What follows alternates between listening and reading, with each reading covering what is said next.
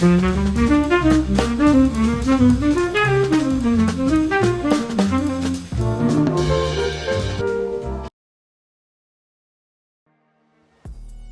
up, what up, what up, what up?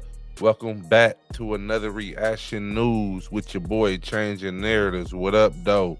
Hope all y'all having a blessed day. And you know, I'm bringing y'all the news soon as I hear. You feel me? So what we talking about today is Omar Ilhan Omar. You know, the lady in Minnesota, the Somalian, the one that's doing all, that's getting caught up in all this controversy, all this fraud talk and everything like that. So first I'm gonna go to a clip where Trump was just talking about her, and he had a perfect point, because wait until I show y'all this other video that they got update on this fraud. You remember the $1 billion fraud thing that's going on in Minnesota where all the Somalis are stealing all the money? She wrapped up in it too. So I'm gonna take y'all over here. Let's see what Trump talking about first to kick things off. You know, you got to kick something off with Trump, baby. Trump don't let you down. One more follow-up question, Mr. President. Fraud that you've been pointing out, talking about in Minnesota specifically. There have been some reports resurfacing and circulating, even by your own administration, alleging Ilhan Omar's marriage to her brother. And this would be a fraudulent situation if there, in fact, is found to be fraud. In a situation like that, would you like to see her denaturalized, or others who have similar? So if you didn't hear, first she said, so Omar supposed to have married her brother in order to make her a U.S. citizen here. That's crazy. So that's what the lady asking Trump. Committed. Well, I think she's very bad for our country. All she does is complain. She comes out of a country where they have no government, they have no military, they have no police, they got no nothing. They don't have a country, and they run around killing each other. And then she comes over here. She tells the United States of America how it should be run. We don't want to hear from her. I don't want to hear from her. I don't want to speak for Emma, but I don't think Emma particularly wants to hear. But don't say it, because I don't want to get you in trouble, okay? Just be nice and easy, all right? I'll do it for you, bud. That part I'll do. But I just want to say that there's nothing worse than a person that comes in and does nothing but bitch, and comes from a place where she shouldn't be telling us what to do. She shouldn't be telling us. And everybody agrees with me.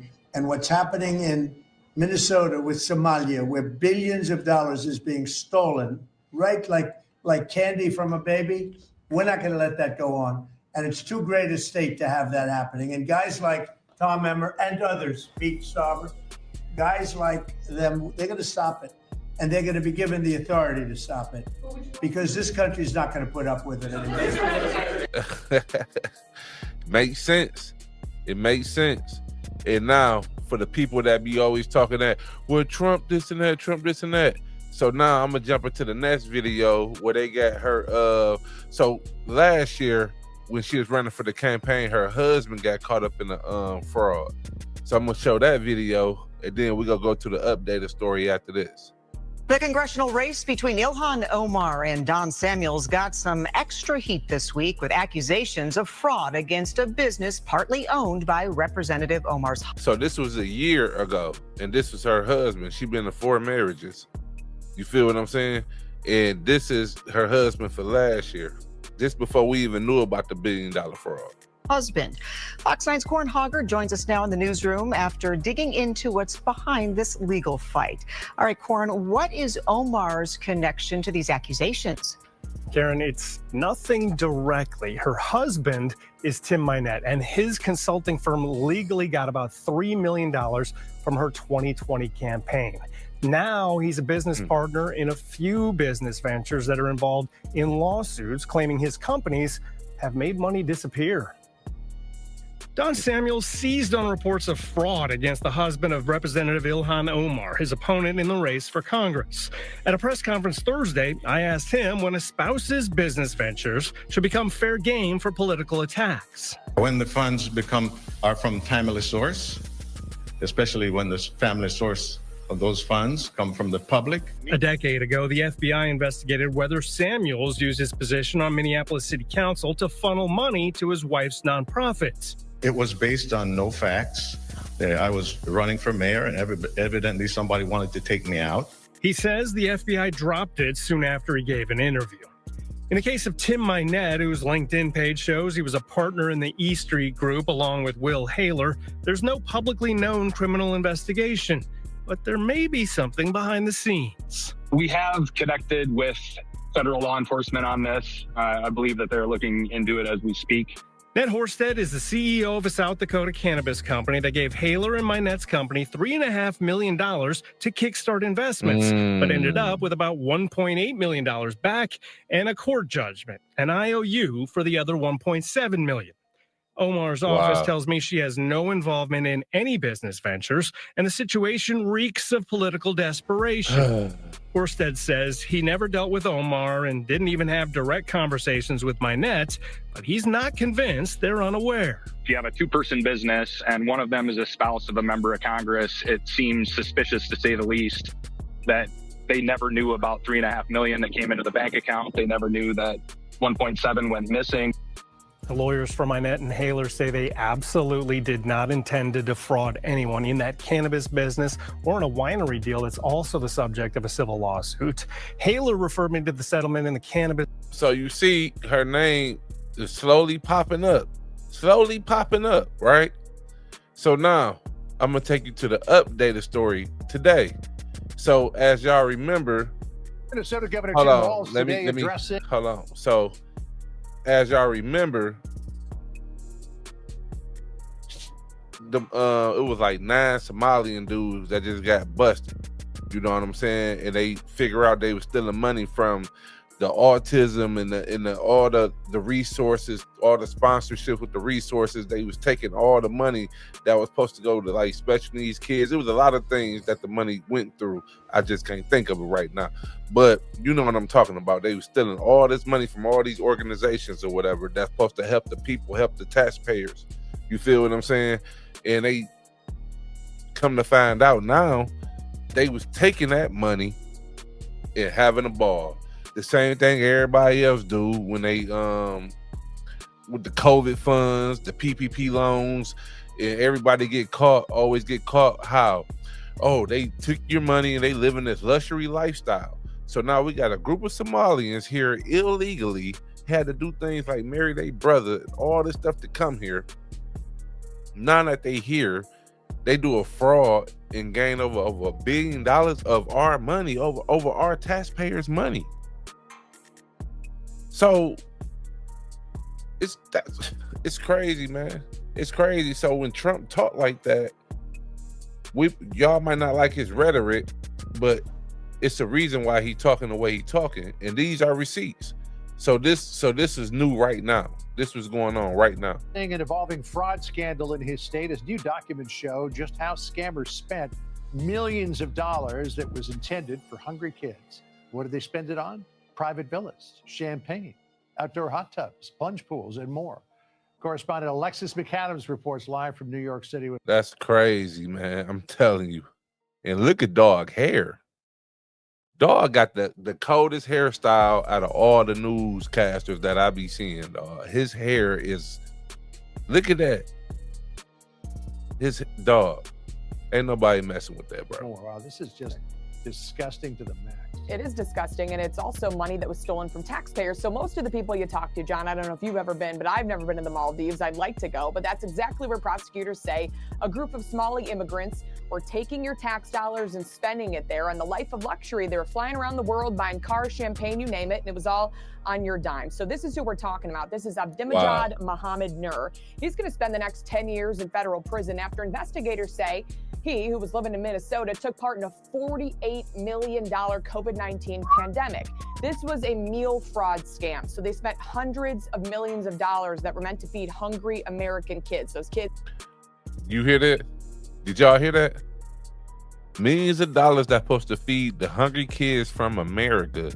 So you come here illegally, take money out our kids' mouths, so you can go to Maldives and pop champagne?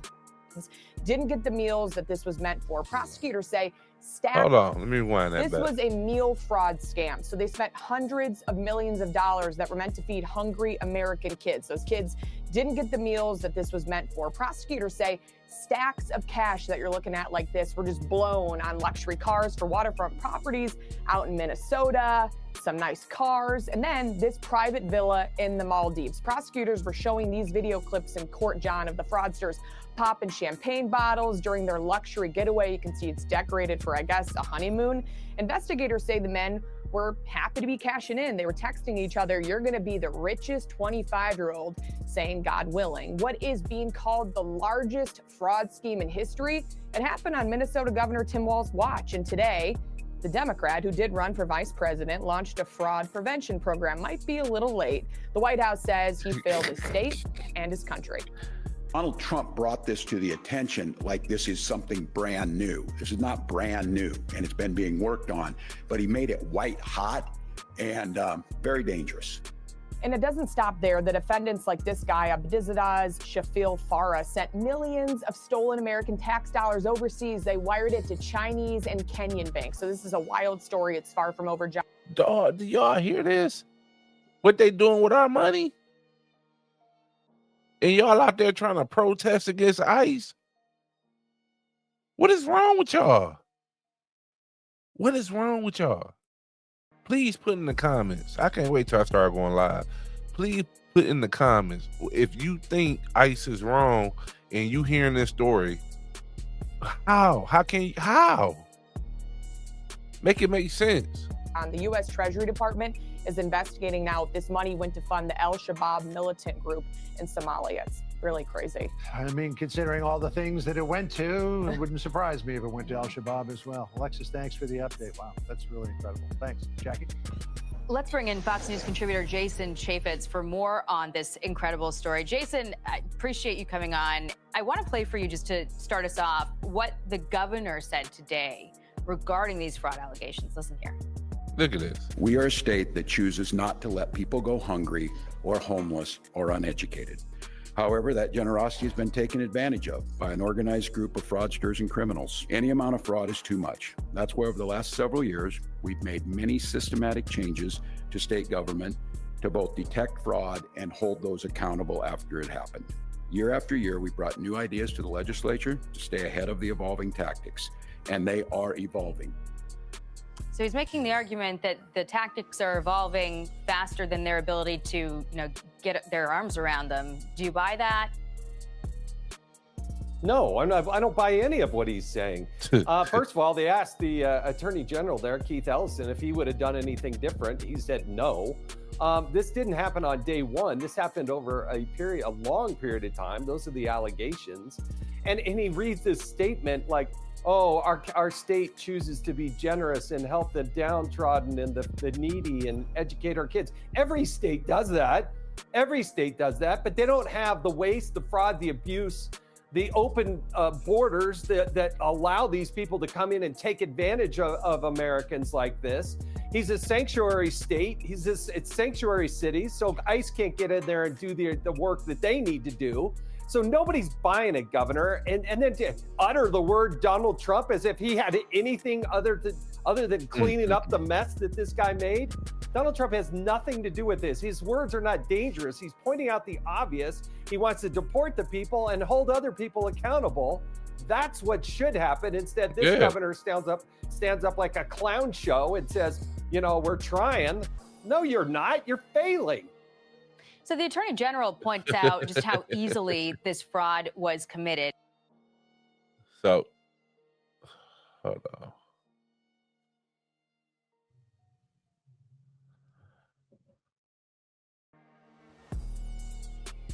Yo, there I go.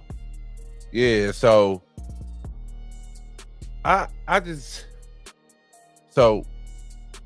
just sticking on this situation, this story. You got people out here in Minnesota protesting against ICE. Now we got Somalians here. At first they was innocent. Everybody saying, oh, they innocent and leave them alone and they are neighbors and all this stuff like that, right? So now you got a group of Somalians here that just got caught over $1 billion fraud, taken from the hunger of the kids that's in the United States of America. And they took the money and party with it, villas, popping champagne, and sending money back home to their people. If you're a Democrat watching this and you disagree with me, you need to change your narrative. Like my name, change your narrative. Change your narrative. Because I don't see how you can still think like that after just seeing this. So I'm going to keep y'all updated, man. Like they said, it's a lot more getting undiscovered in this story, and we're going to stay on top of this. You feel me? So lock in, subscribe to the channel, and I'm bringing you news from all around the world. And today we're in Minnesota. All right, tap in with your boy. Leave me a comment. Let me know what you think. Am I tripping? Let me know what y'all think.